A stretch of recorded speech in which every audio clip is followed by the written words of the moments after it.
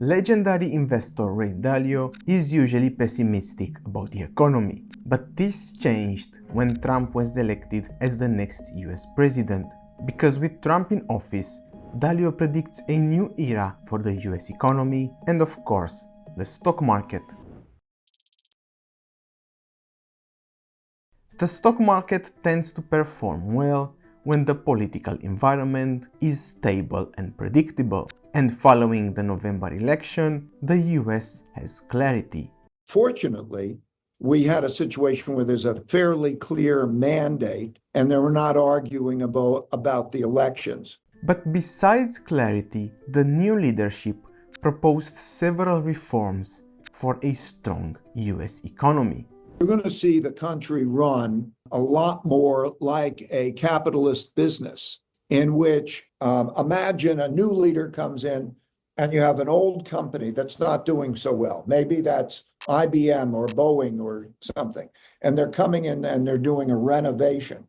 However, while this plan promises corporate measures, it is created with a unique objective in mind: the well-being of the US economy.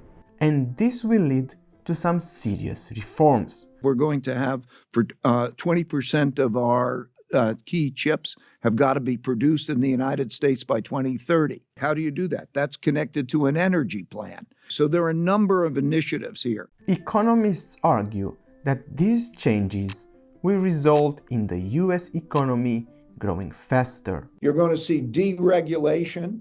You're going to see changes in legislation. You're going to see an emphasis for it to be productive and to be effective. Moreover, Dalio argues that most of the promised reforms can be implemented quickly. I believe that this plan has been well in the works, that this for quite a time, and I think that they're going to be able to hit the ground running. So far, we've seen how Trump's approach could boost economic growth, and that is also felt in the stock market. After Trump won the election, the stock market immediately jumped. Besides companies like Tesla that might have a clear catalyst, the whole market grew. And the reason is that Trump doesn't only want the US government to run efficiently, but he's also very supportive of the big US companies. He was the one that cut taxes in 2017 for both individuals and US companies. Now he promised that he will keep taxes low and possibly even lower them again.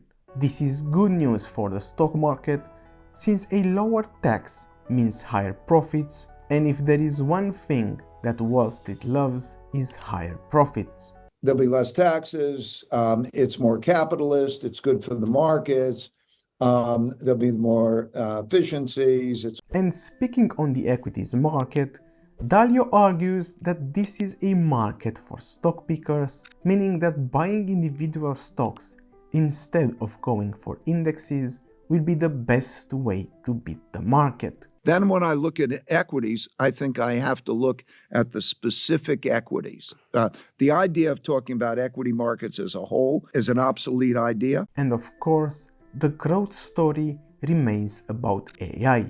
But it is not necessarily a hunt for the perfect pick and shovel like it was with Nvidia, but more about which companies are implementing AI successfully.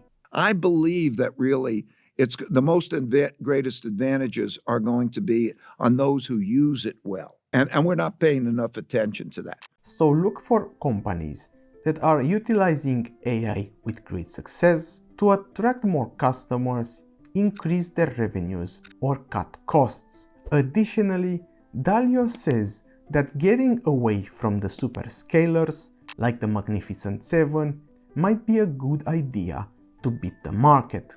So finding those that are the beneficiaries versus those that are the detractors, the ones who are losing, but also getting away from really the superscalers and focusing on that, I think, is important. But a market that is even more telling is the bond market, because treasury yields grew after the election, and if treasury yields are high, generally bonds don't do very well, and that is why Ray Dalio doesn't want to own any bonds. So I'm, sort of anti-debt assets like bonds and so on, and I prefer the other. But do you know what else happens when the GDP is expected to grow 5%? Investors are expecting inflation higher than the Fed's target of 2%. And that is why cryptocurrencies are on a strong bull trend. So, is it time to add Bitcoin into your portfolio? Cryptocurrencies have been on a tear following the elections. Bitcoin surpassed $100,000 and new crypto coins surge every week. And that's because investors see Bitcoin and the likes as a hedge to inflation. Not to mention that Trump turned into a supporter of Bitcoin. As a result, Ray Dalio himself bought Bitcoin. I have a small percentage of my portfolio in crypto. Still, he warns that Bitcoin remains volatile. Does it correlate with inflation? Does it correlate with those things? No, it doesn't really, not well. It's still largely a speculative vehicle. And for this reason, Ray Dalio prefers gold as a better alternative to hedge a portfolio. Gold is something that if you look at how it behaves in relationship to inflation and also interest rates, it behaves in a way that's more understandable than Bitcoin. Moreover, he compares Bitcoin to gold from the perspective of serving as a currency reserve. It's not likely to be a reserve for a currency. Okay, it won't work. What is the reserve? Gold is still it's the third largest reserve currency. The US dollar, the euro, gold, and then Japanese yen. So I prefer gold. Still, after comparing them, he argues that the easiest thing for investors is having both gold and Bitcoin into their portfolios. Some of both should be in the portfolio. Don't be so fanatical that you're just having one and not the other.